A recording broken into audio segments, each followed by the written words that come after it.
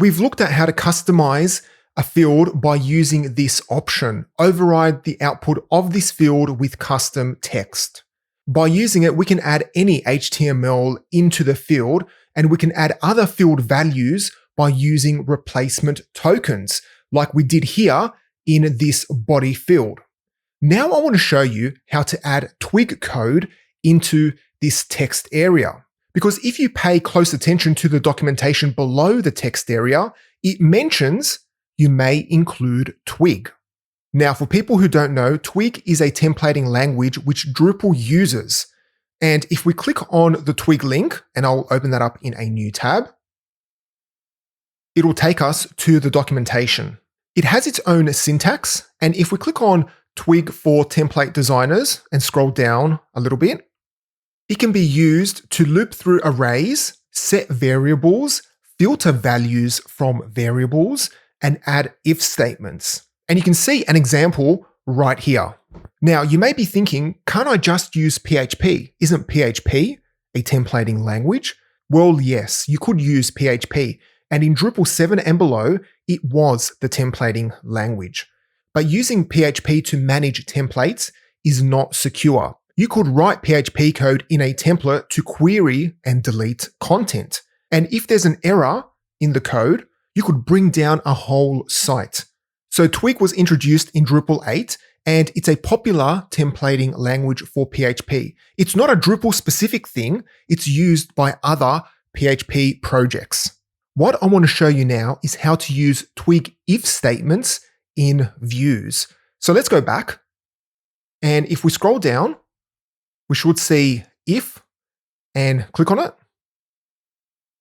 Here's an example of an if statement using Twig. We can use this type of logic in the override text area. And this gives us the ability to conditionally show content in a field without writing any custom code. Technically, the only code we are writing is Twig code. Let's go back to our view. And what we'll do now is conditionally display the word promoted above the body field if the promoted to front page option is checked on an article. And if we close the body field pop-up and scroll down and edit the top article, then click on promotion options and then check promoted to front page. If this checkbox is checked, we'll display the word promoted above body. So make sure promoted to front page is checked and then click on save. Let's close this tab and scroll back up to fields, and let's add in the promoted to front page field to this view. So click on add and search for promoted. Then check the field and click on apply. Then click on apply again. And if we scroll down to the preview section, we can see the word on for our article, which we promoted to the front page. And the next article, it is set to off, which means it hasn't been promoted to the front page. Let's rearrange the field so it's above body so we can use it in the override text area.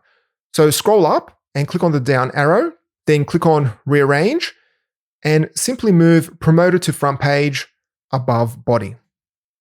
Click on the body field, then rewrite results, and make sure you can see the promoted to front page in replacement patterns, which you can see right here. And then scroll back up to the override text area and then type in 2 curly brackets and percentage signs, and then type in if, then promote equals, so 2 equal signs, then double quotes, and the word on.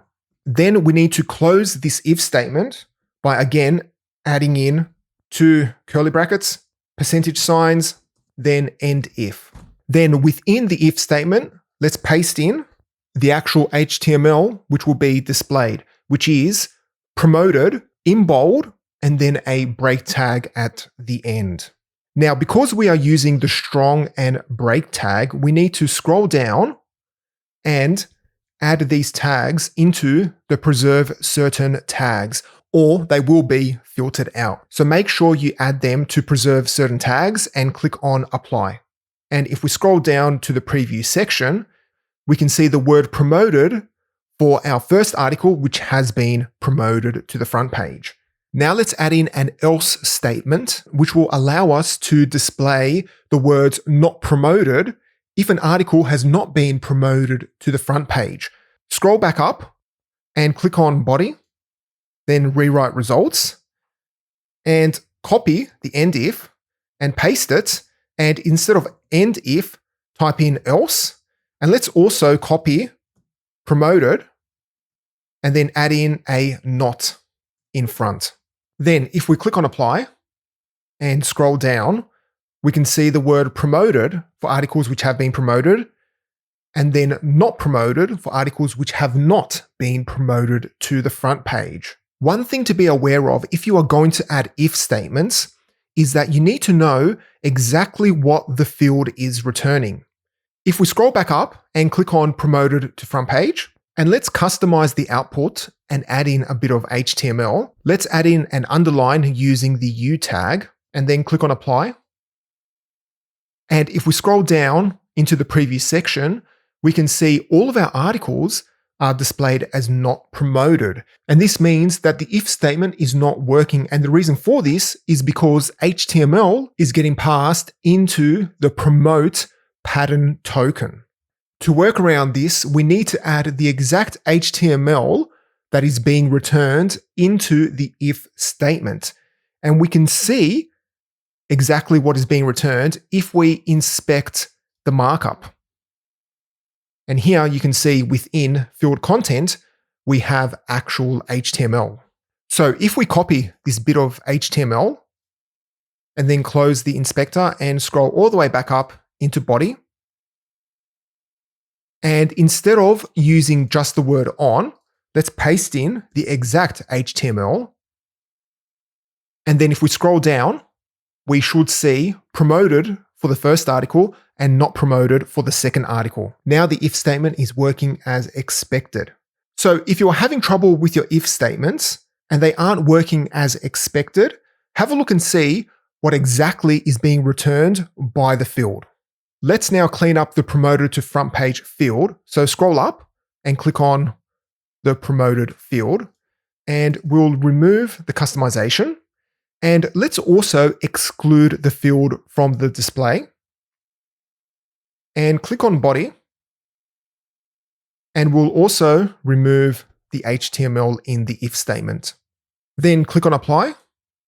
And if we take a look in the preview section, we can see that the if statements are working correctly.